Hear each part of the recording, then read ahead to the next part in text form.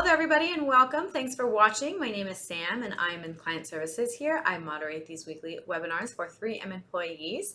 In just a moment, we're going to be joined by one of our senior advisors here. His name is Wesley Boudreaux, and he's going to be covering some topics related to the 72T. But before Wesley comes on, I'd like to quickly remind you that although we work very closely with both active and retired members of 3M, the retirement group is not affiliated nor endorsed whatsoever by 3M. We are a completely independent group of financial advisors here, so please keep that in mind as you listen along with Wesley today. After his presentation, I will jump back on with him very quickly to ask him some of the questions that came in through the Q&A chat throughout his presentation.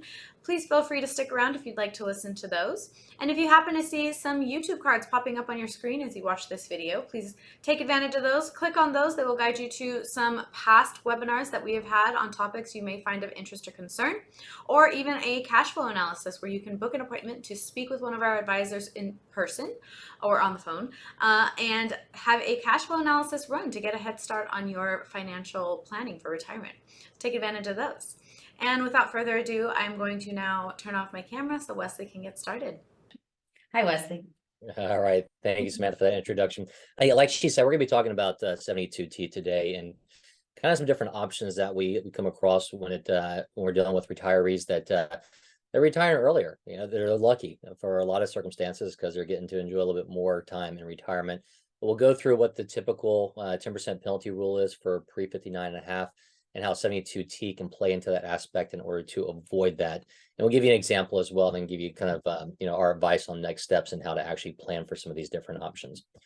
So first and foremost, I think most of us are aware that the primary goal for a lot of these tax deferred accounts, whether it be an IRA, a 401k, a 403b, is you're trying to defer your taxes as long as possible. And once you retire, then you'll start taking distributions and paying taxes on it.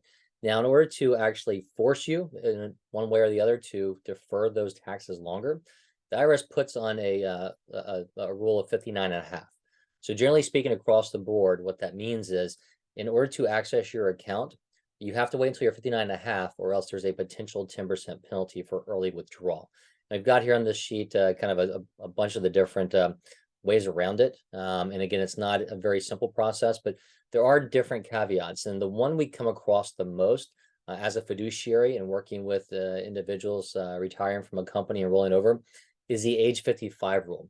So be very careful if you're, let's say, between 55 and 59 and a half right now, and you're talking about retiring before 59 and a half, and you may be talking to a firm and they're telling you, hey, let's roll everything over to this IRA so we can manage it for you. They may not be thinking in your best interest. They may be thinking in theirs. So even if you tell me, Wesley, hey, I'm going to go out and get another job, I don't need any money until, I'm 60 years old or older, we still, from a fiduciary standpoint, may tell you, hey, you may want to keep some money in your 401k if you're leaving the year you turn 55 or later, because you can tap into that without the 10% penalty. So that's what the rule is. If you leave the year you turn 55 or later from a 401k, plan permitting, which I don't think I've seen any plans that don't permit it, you're able to tap into that without the 10% penalty. Now, still a 401k distribution, so you've got 20% withholding restrictions and things like that. We can go through it. You also have to be careful because some 401ks are flexible. They give you the ability to take withdrawal every day or every month, and some only let you do one per year. So you need a budget accordingly. Some of the other things that we tend to see are, different items like first-time home purchase, educational expenses, some qualified medical expenses. There's different limits and caps to those. If you've been a highly compensated employee and you've maxed out your 401k, some of those non-qualified portions are exempt from the 10% penalty. NUA is another one that we do a lot of work with the oil companies and a lot of these other companies that have what's called low cost basis stock. Completely different conversation, but NUA is a great treatment there where you can actually pay taxes on the cost basis and long-term capital gains on the growth. So again, avoiding that 10% penalty, and that's a further discussion to have as well. So the 72T, that's what we're going to talk about today and the way that works. So let's kind of get into that.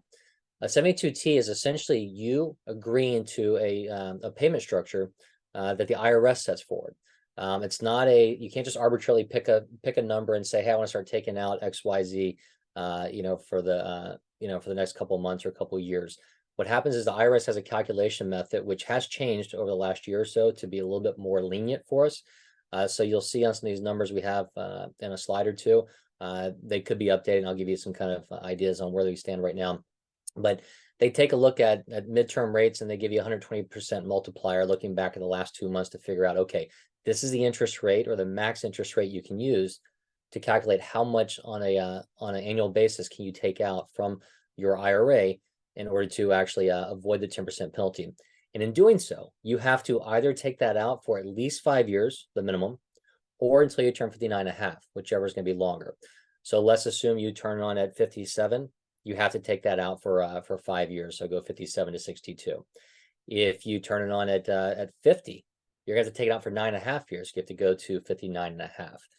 Now, if you make a mistake, that's why it's really important to work with a firm like the Retirement Group who's done a lot of these and understands them, is if you make a mistake and just, you can make a mistake as far as, missing one payment or taking out an extra dollar over what you were supposed to, and the IRS can come back and retroactively penalize you. And I'll go through some examples here a little bit later as to how that may look. But again, it's just the rule of thumb is it can be a complicated situation, and it's really good to structure that by working with a firm and somebody that understands that process as well.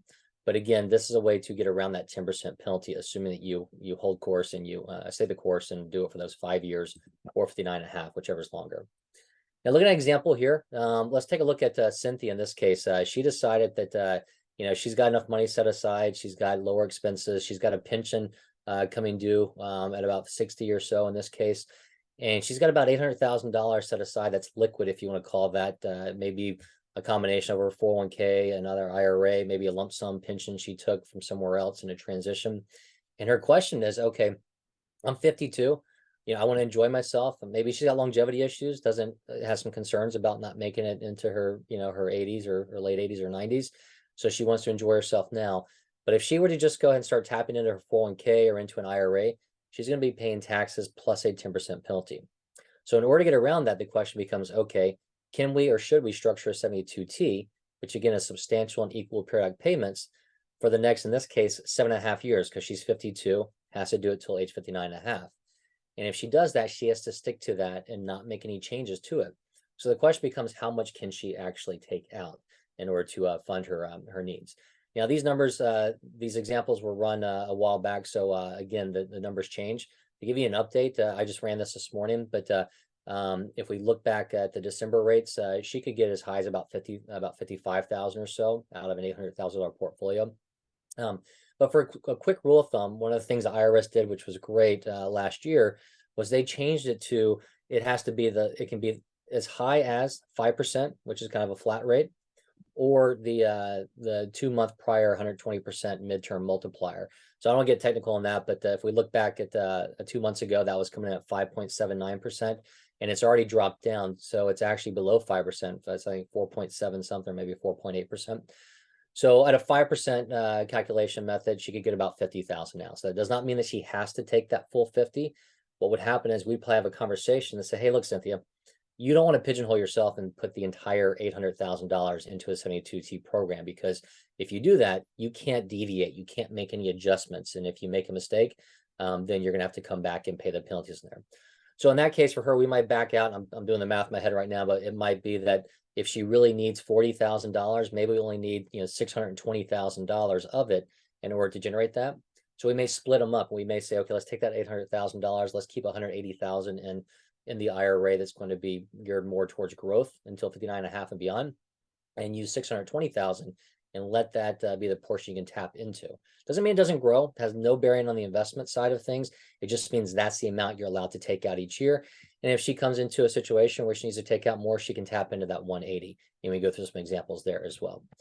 So let's take a look at example of how this could play out. And I know there's a long list of assumptions here, but just to give you a quick summary of those, we're going to assume in this calculation method we did before was that she's in a 35% tax bracket, maybe between federal and state and everything.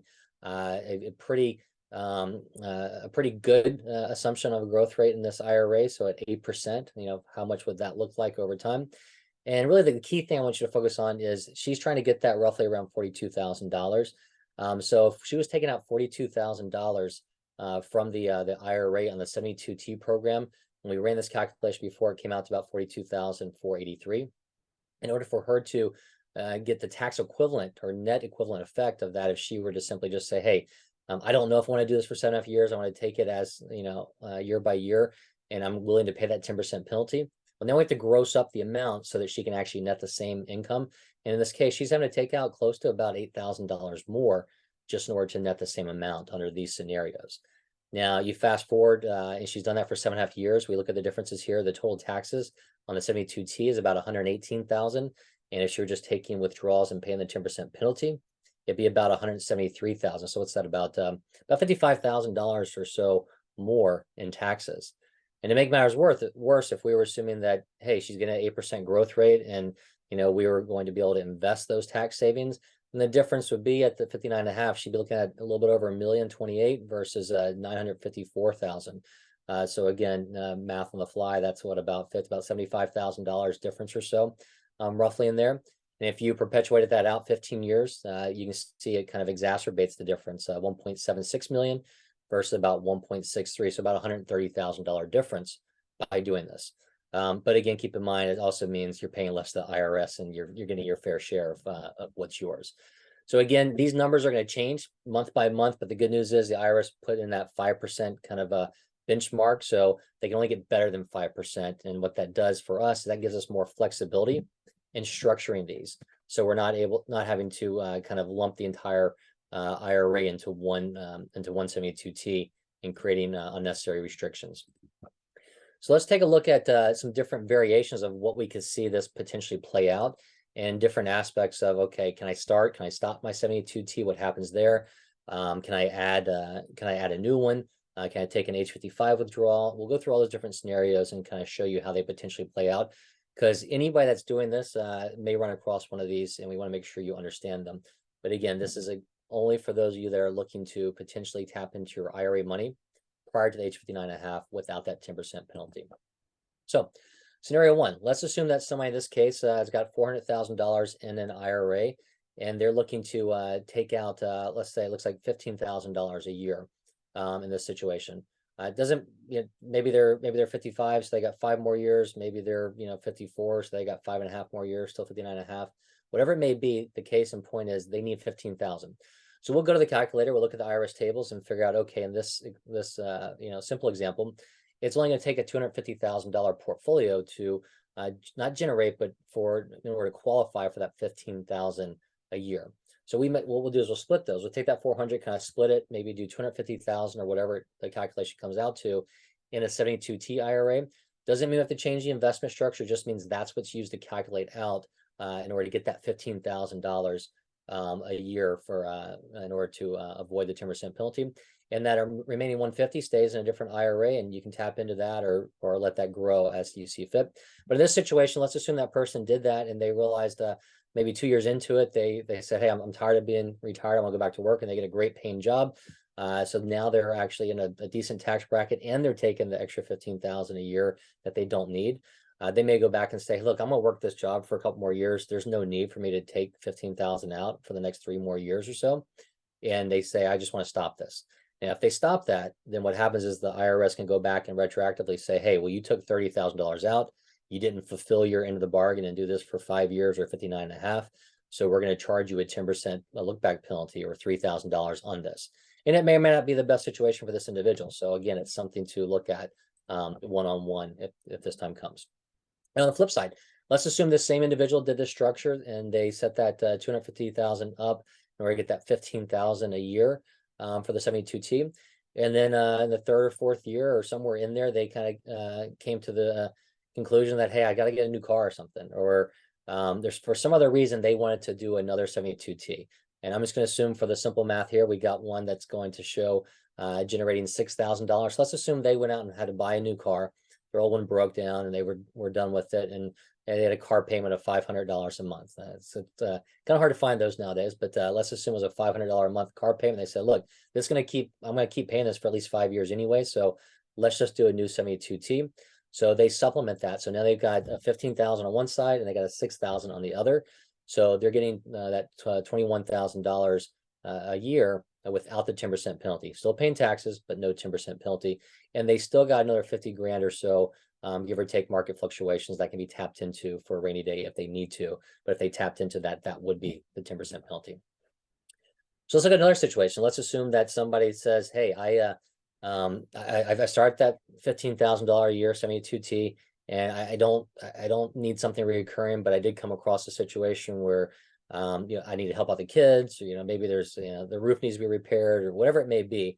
There's a one-time expense, and in this case, let's assume it's $10,000. So somebody calls me up and says, Wesley, look, I know we've got this 72T running. I know we can't break that or do anything there, or else they'll come back and penalize us. But I need to take out 10 or 12,000 or $8,000 or 15,000, whatever it is, to pay something. What are the options there? So we'll go through that option and say, okay, well, if it's truly is a one-time situation, then it might make sense just to bite the bullet, pay the 10%. So in this case, somebody takes out $10,000, it's going to cost them an extra 10% or an extra 1,000. But that may be a better situation than locking themselves into another 5-year 72T. So just keep that in mind as well. But again, the one thing to keep in mind is we've done this countless times. We understand the process. So any of these things are run by us, so you don't make any mistakes. And then this is one we actually come across more often because, again, as I mentioned before, acting as fiduciaries, we're always going to address the age 55 rule if you're leaving the company, you turn 55 or later.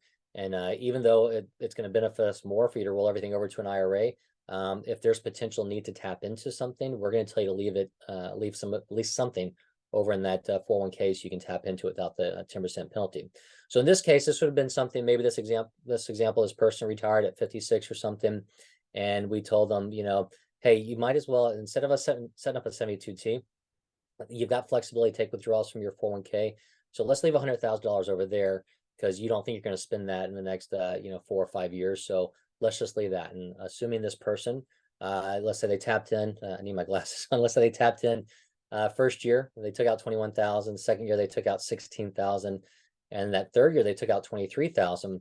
But let's assume that maybe they've got there are some 401k plans we work with that are not that flexible, and they give you one withdrawal per year.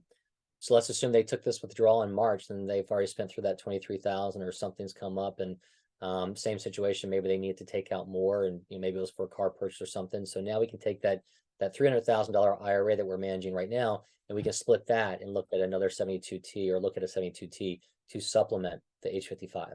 So now you've got that flexibility. You've got the flexibility to kind of take what you need without the 10% penalty from the 401k, and then you've got that structured 72T on the IRA side. And then, not to get complicated, but if you need to further break down that 200, that's something that can be done later on as well. But the goal is to keep it as simple as possible and kind of adhere towards those rules. So I know went over some basic examples, but it can get more complicated. So just give us a call and we can dig into that. But for those of you that haven't talked with us in a while, a quick reminder who the retirement group is. We are an independent financial advisory firm that focuses on working with Fortune 500 companies, helping you understand your company benefits plans prior to retirement. We've been doing this for over 30 years, so we've got a great understanding and knowledge of a lot of the specific company plans. And one of the great things about us is, if you need to sit down face to face, we can probably accommodate you. But obviously, post-pandemic, a lot of these conversations will be had, via web meetings, phone calls, email, whatever your preferred communication is. Just let us know. But there's really no way to truly kind of get a gauge for how these play out unless we run a cash flow analysis, and that's actually something that's complimentary. We provide you prior to retirement and post-retirement, but before we can give you a suggestion on that 72T, or before we can give you an investment allocation suggestion for working with you, we need to know the facts and know what you're looking to achieve. So that's where we gather data like your 401k balance, what's your desired retirement spending, run a social security projection, things like that, to come in and essentially run a detailed cash flow analysis for you to show you, are you on the right path to meet your goals? And then and we'll be able to tell you, can you retire at the time you want? Could you retire earlier? Do you need to work later? What's the best way to address the pension? Do you need to take a lump sum or take the annuity? We can go through all those different options, but it also can tie into the 72T, where we can model that in for you so you can see how that plays out as well. And to be honest with you, right now, about 3/4 of Americans over 50 don't even have a written plan. So if you can spend about maybe 10 to 15 minutes with us gathering some of that data I just mentioned, give us about a week or so to put together a pretty detailed plan, and we'll get that back to you, and we'll set some time to go through that and answer any questions you have on there. But like Samantha said, we got a couple QR codes up here. So if you want to jump in, use your phone to get into our LinkedIn side to follow along with us or get specific updates on your company plans, or schedule a meeting with myself or one of the other retirement group advisors. You can get to that our calendar through that other QR code. And old school, just feel free to give us a call at 800-900-5867 or email us at info@theretirementgroup.com. And with that, I think we're kind of wrapped up. So I don't know, Samantha, do we have any questions come through in there? Hey, Wesley. Yes, we did. Did you Okay. forget about me for a second? Okay. First question. What happens if I take a larger distribution than the estimated SEPP RMD? Or what other options do I have? Okay, so let's go back to one of those examples where somebody set that up, and I'll use the one we did, the 400,000, because it's easier, and they took 15,000 each year. Let's assume that they went in there and didn't call us up, didn't know the process, or maybe set up with somebody else or did on their own. And that third year, they needed more, so they just said, I can't take 50, I'm gonna take 20. There's nothing to stop you from doing that. It's your money. We're here to kind of semi-police you or let you understand the rules. But in that case, if they took out that $20,000, then they broke the 72T agreement with the IRS. So now they've taken out 15 the first year, 15 the second, and 20 the third. So that's 30. So that's $50,000 they've taken out. And they broke that contract with the IRS. So the IRS can come back in there and penalize them 10% of that 50,000. So that's again why it's really important to give us a call, because it may be beneficial to separate, take a different distribution. But if you go over or under, it can be $1. Then you essentially break that. So it's very important to understand that transition. And one other thing, kind of add, because we didn't really talk about this, but there's we do a lot of work with companies that have pensions.